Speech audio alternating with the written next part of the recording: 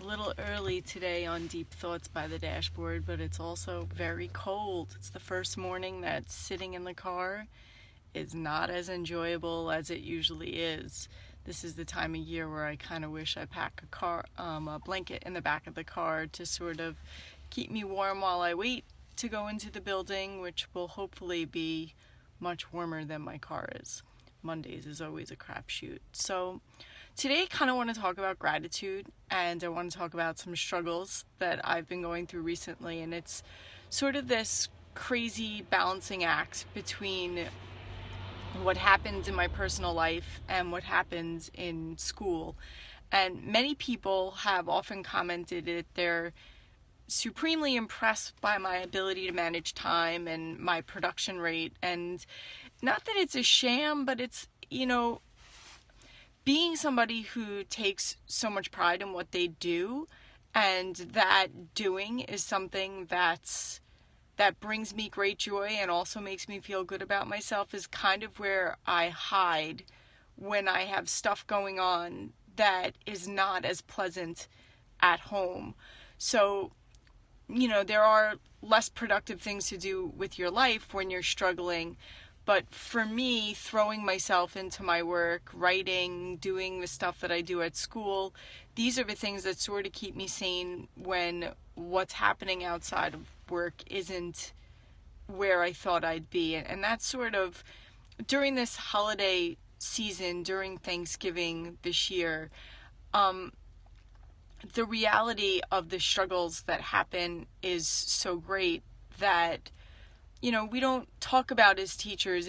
It's almost like you can't bring up the money thing when you're a teacher, because it's somehow saying that you deserve to be paid more diminishes the altruism of wanting to save the world in the classroom. But the fact of the matter is, especially if you're a teacher who lives in a big city like I do, like New York, there are these challenges of living and working, and I work as much as any one person can.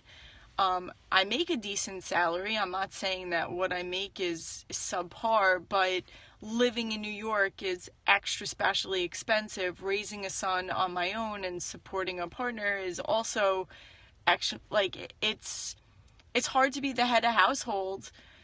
Being a teacher, living on Long Island, working in New York, in Queens, and knowing that the holiday season is coming up and having gone through some personal stresses over the years, that definitely creates different scenarios. My divorce really put me into a challenging financial situation. Because of that financial situation, other financial situations have sort of come along, and I do everything in my power to not complain about it and just work as hard as I can to make ends meet in a meaningful way. But, as I'm getting nostalgic, my son turned 10 this weekend. It's his birthday. The holidays are coming up. He wants, and I want to be able to give him. And this year I physically couldn't. I couldn't give my son what he wanted, and I felt terribly about it. Really, really, really bad. And when he's asking for things that don't seem like a lot, and I have to say no, and I don't want to explain why, because I don't want him to understand the financial struggle that I have, and I certainly don't want him going back to his father and saying anything. It's a really terrible feeling to have to say no, and not because it's really no by choice, because you don't agree with it. It's no because you can't. It's humbling. I know there's a lot of people out there who are far off, far worse off than I am, and I'm grateful that I have a roof over my head, and I'm grateful that there's food on the table, even if sometimes I struggle to wonder how I'm gonna put food on the table. And to me, for somebody who works as hard as I do, and not just me, everybody, we shouldn't have to struggle like this to make ends meet. It doesn't seem right. It doesn't seem okay that you can have people who are doing everything they possibly can and still not being able to, wondering, first of all, living check to check, and then not only living check to check, but rationing that money because you don't know if you're going to be able to put gas in the car. And I feel like when I was a kid, thinking about where I would be at the age I am, I'm 38, I'll be 39 next May, almost 40. Like, this just isn't where I saw myself. I thought I'd be successful, and certainly in my career, I am further along than I thought I would be. I don't think I ever would have thought that, I could have potentially had the amount of books that I've written, or be a part of the conversation that I'm a part of. I didn't think that would happen, but I also didn't think I'd be a divorced single mom raising a kid, not on my own, but without any help. And it's a constant struggle. And I know there are other people out there too who struggle with it as much as I do. And even if they're intact families where two people are in the household and finances are really rough. I mean, you have a lot of parts of your life, and I would say that, my professional life might be at a 10.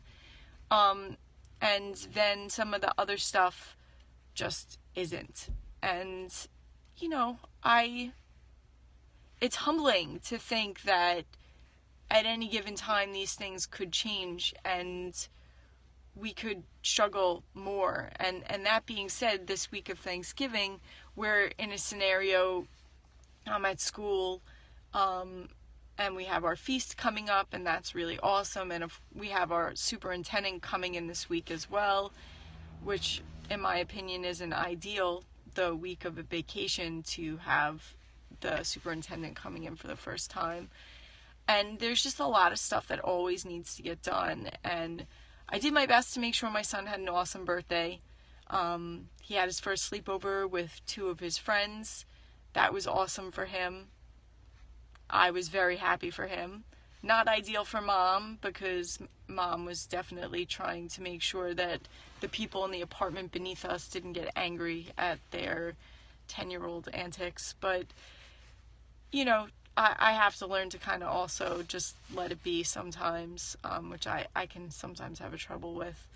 I don't think I let go quite as much as I used to, and I'm not sure if it's a good or a bad thing, but I certainly used to embrace the spontaneity of things a little bit better than I have in my adult life. And I think that has a lot to do with the responsibilities that I feel are now part of what I'm dealing with. When I was a 20-something-year-old person, I was only responsible for myself, and the repercussions of my actions at that point didn't impact other people. And now they do a lot. And if that means I have to go a day without lunch and breakfast so that my son can eat, then that's what happens. Or if I have to go without, getting a new pair of shoes so that I could put gas in my car, then that's what happens. And I don't think people talk about that stuff.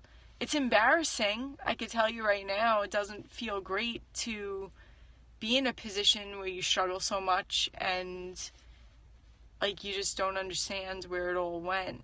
Because I don't think I'm completely irresponsible with my money, but I don't know. There's still so much to learn. Anyway, in this season, or this, week in particular of Thanksgiving, I'm just really grateful that I do have a career I love, and my son is healthy and happy, and all that other stuff will probably work itself out if I keep doing what I'm doing and just try really hard to make sure that, my choices are the best choices I can make, so that I could teach him to make good choices too. Anyway, I hope everybody has an awesome Monday. If you're off already, good for you. I'm a little jealous. We're in school until Wednesday. Anyway, I'm sure I'll be back on, hoping to get the kids on the Periscope this week. We're going to be doing class discussions at around 12:15. So students will be leading discussions about A Christmas Carol in this very in this season. So I hope everybody's having a great day. Thanks so much.